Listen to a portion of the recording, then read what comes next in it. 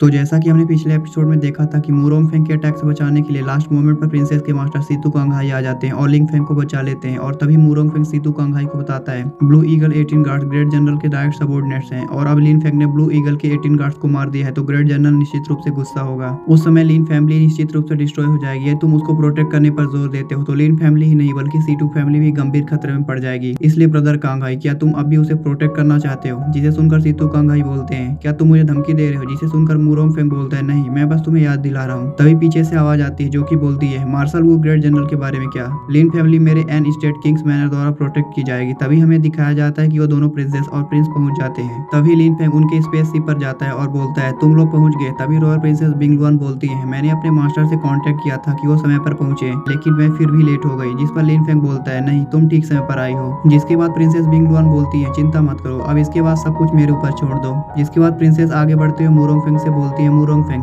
तुम martial Wu great general का नाम बार बार मेंशन करते रहते हो, क्या तुम्हारे मन में अभी भी ब्लू ड्रैगन रॉयल फैमिली के प्रति कोई सम्मान बचा है? तभी नॉर्थ मूव किंग की प्रिंसेस बोलती है, लिन फेंग और मैं सच में एक दूसरे से बहुत प्यार करते हैं। मैंने अपने पिता को पहले ही इन्फॉर्म कर दिया है कि मैं लिन फेंग से शादी करना चाहती हूँ। जिसके बाद वह नॉर्थ मूव किंग का सन इन लॉ यानी कि दामाद बन जाएगा और करंट ब्लू ड्रैगन का ग्रैंड सन इन लॉ यानी कि पोता बन जाएगा। मैं देखना चाहती हूँ कि क्या ओयांग हुई सान यानी कि ग्रेट जनरल लिन फेंग को छूने की हिम्मत करेगा। जिसे सुनकर लिन फेंग की एक्स फियोंसे क्वीन होंग सरप्राइज हो जाती है और फिर अपने मन में सोचती है, नॉर्थ मूव किंग की 7th डॉटर लिन फेंग से शादी करना चाहती है, ये कैसे संभव है? रॉयल फैमिली में पहुंचना और रॉयल फैमिली में शादी करना, क्या यही तुम्हारा मुझसे बदला है? जिसे सुनकर मूरोंग फेंग 7th प्रिंसेस से पूछता है, क्या तुम सच में लिन फेंग से प्यार करती हो? जिसे सुनकर 7th प्रिंसेस बोलती है, क्या यह भी कोई पूछने वाली बात है? और बार बार लिन फेंग को टच करते हुए बोलती है, लिन फेंग जैसे सुंदर और टैलेंटेड इंसान के लिए इस दुनिया की कितनी सारी लड़कियां उसकी ओर अट्रैक्टेड नहीं होंगी। केवल वही लोग जो अंधे हैं ऐसे एक्स्ट्रा ऑर्डिनरी टैलेंट को इग्नोर कर देंगे और इसके बजाय खुद को किसी नॉर्मल इंसान के साथ जोड़ लेंगे। और फिर क्वीन होंग की तरफ देखती है जिससे क्वीन होंग चिढ़ जाती है। तभी आगे वो प्रिंस बोलता है, अंकल विंड, इससे पहले मैंने और क्वीन जिन ने ओयांग जिन को लिन फेंग को न छूने की चेतावनी दी थी, लेकिन उसने हम तीनों की एक ना सुनी और आगे गाली देते हुए कहता है, ये कमीना सच में ब्लू ड्रैगन रॉयल फैमिली की रिस्पेक्ट नहीं करता।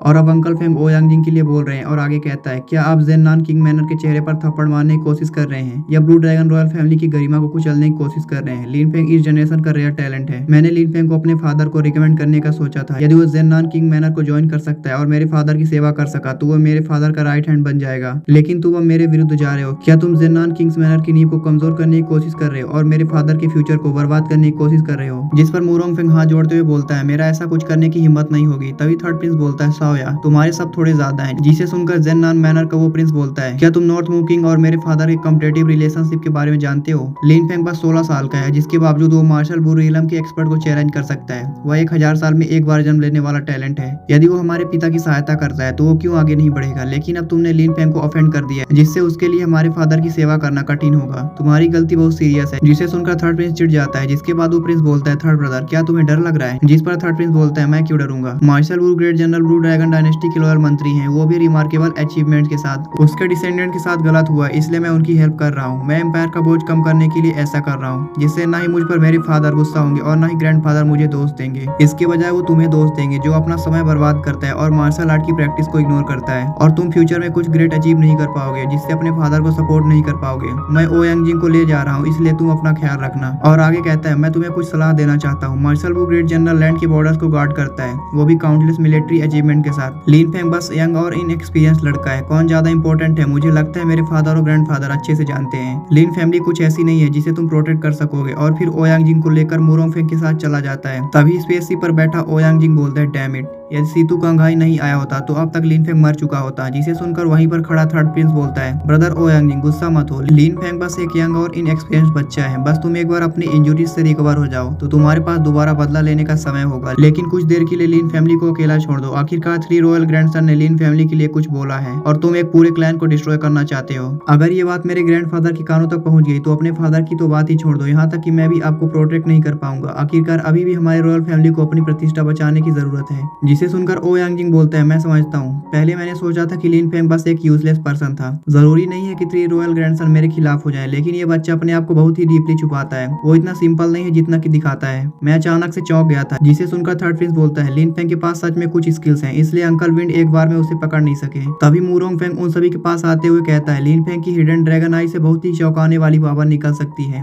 यदि वो सचमुच निराश होकर लड़ता है तो उसे हराना मुश्किल होगा। तभी सुआनियो से थर्ड प्रिंस पूछता है, क्या तुम जानती हो कि लिन फेंग सिर्फ 1 मंथ में अचानक से इतना पावरफुल कैसे बन गया? जिसे सुनकर सुआनियो बोलती है, मुझे इसके बारे में कुछ नहीं पता। था। अभी 7 दिन पहले उसने मुझे बताया था कि उसने अभी बस QI रिफाइनिंग के सेकंड स्टेज में एंटर किया है। जिसे सुनकर मुरोंगफेंग बोलता है, ऐसा लगता है या तो उसके फादर ने उसके लिए कोई प्रीशियस ट्रेजर छोड़ा है या उसके साथ कुछ अनएक्सपेक्टेड हुआ है। तभी थर्ड प्रिंस बोलता है, लिंग चांगसेंग सचमुच एक उल्लेखनीय व्यक्ति है। हालांकि वो सिचुएशन के हिसाब से अपने आप को नहीं ढा सका, इसलिए लास्ट में थंडर गॉड पैलेस से निकाल दिया गया। इसके अलावा अफवाहें ये भी कहती हैं कि वो एंशिएंट फॉरबिडन लैंड में गिर गया था, जिसकी वजह से वो ऑलरेडी मर चुका है। भले ही लिन फेंग के पास एक प्रीशियस ट्रेजर हो, ज्यादा से ज्यादा वो ट्रेजर क्या ही कर सकता है। जिसे सुनकर ओयांगजिंग बोलता है, थर्ड प्रिंस का मतलब है, और फिर चुप हो जाता है। जिसके बाद थर्ड प्रिंस बोलता है, सबसे पहले ब्यूरियल ड्रैगन माउंटेन रेंज में चलो, जिसके बाद हम आगे की प्लानिंग करेंगे। और वो स्पेसशिप वहां से चला जाता है। जिसके बाद सीन कट करके लिन फेंग के पास दिखाया जाता है, जहाँ प्रिंसेस बिंगलुआन बोलती है, आई एम सॉरी, मैं तुम्हें तुम्हारा बदला लेने में मदद नहीं कर सकी। जिसे सुनकर लिन फेंग बोलता है, प्रिंसेस के समय पर पहुंचने से ही मुझे बहुत हेल्प मिली है। तभी क्यूनजिन बोलती है, लिन फेंग तुम्हें बस बिंगलुआन ही क्यों याद रहती है, क्या तुम अपने सिस्टर को थैंक यू नहीं करोगे? मैंने भी बहुत सारा एफर्ट डाला है। जिसे सुनकर जेनान किंग्समैनर का प्रिंस बोलता है, हाँ यंग मास्टर फेंग, मैंने भी बहुत सारा एफर्ट डाला है, क्या तुम मेरी थोड़ी सी भी प्रशंसा नहीं करोगे? जिसे सुनकर लिन फेंग हंसने का नाटक करते हुए कहता है, मैं सच में तुम्हारी इस काइंडनेस को कभी नहीं भूलूंगा। मैं लिन फेंग अपनी शिकायतों और कर्ज दोनों का बदला चुकाता हूँ। यदि तुम्हें फ्यूचर में किसी चीज की जरूरत हो तो बस एक शब्द कहो, मैं निश्चित रूप से उसे पूरा करने की कोशिश करूंगा। जिसे सुनकर हंसते हुए वो प्रिंस बोलता है, यही तो मैं सुनने का इंतजार कर रहा था, लेकिन मेरे पास अभी मांगने के लिए ज्यादा कुछ नहीं है। मैं बस आशा करता हूँ कि यंग मास्टर फेंग फ्यूचर में एंशिएंट प्लेस की खोज करते समय मेरी थोड़ी मदद करेंगे, जो कि मेरे लिए काफी होगा। जिसका जवाब देते हुए लिन फेंग हाँ बोलता है। जिसे सुनकर वो प्रिंस खुश हो जाता है और खुश होते हुए कहता है, ये सच में बहुत अच्छी बात है, अब से मैं तुम्हें फॉलो करूंगा। मुझे निश्चित रूप से बहुत सारे अवसर मिलेंगे, जिससे मैं निश्चित रूप से हेवनली मार्शल रियलम और यहाँ तक कि डिवाइन मार्शल रियलम में भी पहुंच जाऊंगा। उस समय मैं सचमुच देखना चाहूंगा कि क्या थर्ड प्रिंस मुझे फिर से आजली कहने की हिम्मत करेगा। तभी क्वीनजिन बोलती है, लिन फेंग तुम्हारी ये बहन सच में तुम्हारी परवाह करती है। यदि तुम कहो तो मैं अपने तुरंत ग्रैंडफादर से हमारी शादी की व्यवस्था करने के लिए कहूँ, लेकिन यदि तुम और विंगलुआन सच में एक दूसरे से प्यार करते हो तो फिर मुझे इस बारे में भूलना होगा। जिसका जवाब देते हुए लिन फेंग बोलता है, जेड जैसी सुंदरता कौन उससे प्यार नहीं करेगा, लेकिन अभी मुझे जल्द से जल्द अपनी स्ट्रेंथ बढ़ाने की जरूरत है। नहीं तो यदि मेरी स्ट्रेंथ पर्याप्त नहीं होगी तो मैं अपने चाहने वालों को भी प्रोटेक्ट नहीं कर पाऊंगा। फिर मुझे अपने प्यार को प्रोटेक्ट करने का क्या अधिकार है? जिस पर प्रिंसेस बिंगलुआन बोलती है, लिन फेंग सच बोल रहा है। इस मार्शल आर्ट की दुनिया में जहाँ स्ट्रॉन्ग कमजोर का शिकार करता हो, खुद की पावर को बढ़ाना ही सबसे बेस्ट रास्ता है।